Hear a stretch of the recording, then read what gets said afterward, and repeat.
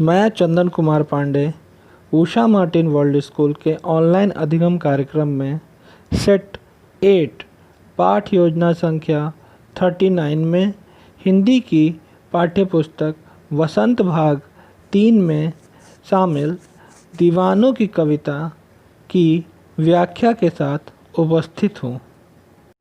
दीवानों की हस्ती, तीसरा दिन। अब तक की कक्षा में हमने यह जाना कि दीवाने देश पर मर मिटने वाले वीर हैं जो बहुत मस्तमौला स्वभाव के होते हैं। वे कभी भी एक स्थान पर टिक कर नहीं रहते और जब भी वो कहीं जाते हैं तो वहाँ जोश से वातावरण में खुशियाँ बिखेर देते हैं। वहीं कवि का कहना है कि दीवाने वीरों का कोई निश्चित राह नहीं होती।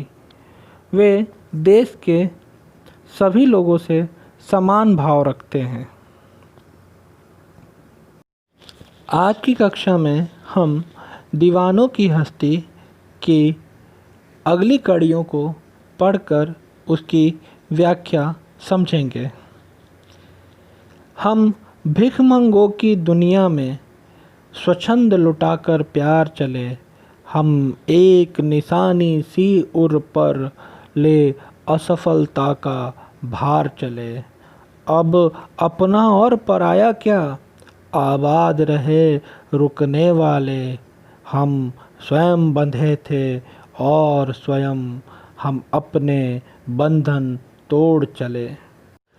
प्रस्तुत काव्यांश में कवि ने समाज की वास्तविकता का चित्रण करते हुए कहा है कि भले ही लोग वीरों को कुछ न दे पाएं, लेकिन वे अपना सर्वस्व लुटाने में कभी संकोच नहीं करते।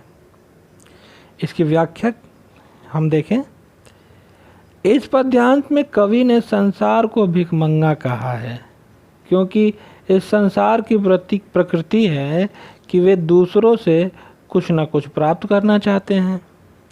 किसी को कुछ देना उनकी प्रवृत्ति नहीं है। लेकिन बलिवीरों अर्थात दीवानों का सभी को समान रूप से अपना प्रेम लुटाते हैं। वह किसी के साथ भेदभाव नहीं करते। उनके हृदय पर एक ही असफलता की निशानी है कि अत्यधिक प्रयत्न करने के बावजूद भी वे स्वाधीनता प्राप्त न कर सके। उनके मन में एक ही निराशा की भावना है किस बात की कि इनके प्रयास के बाद भी वह स्वतंत्रता प्राप्त नहीं कर सके हैं। बलिदानी वीर किसी के भी साथ किसी प्रकार का भेदभाव नहीं करते, अर्थात दीवाने किसी के साथ कोई भेदभाव नहीं करते। अर्थात जाति, वर्ग, संप्रदाय व धर्म के आधार पर उनके मन में किसी के लिए कोई भेदभाव नहीं होता। वे तो यही चाहते हैं कि उनके बाद इस देश में रहने वाले सभी आज़ाद और प्रसन्न रहें। उनका मानना है कि वे अपना सर्वस्व निछावर करके भी इस देश को स्वतंत्र करा सके। दीवाने अपनी इच्छा से देश में बसने वाले लोगों से रिश्ते नाते तोड़कर स्वयं बलिदान की ओर बढ़ रहे हैं।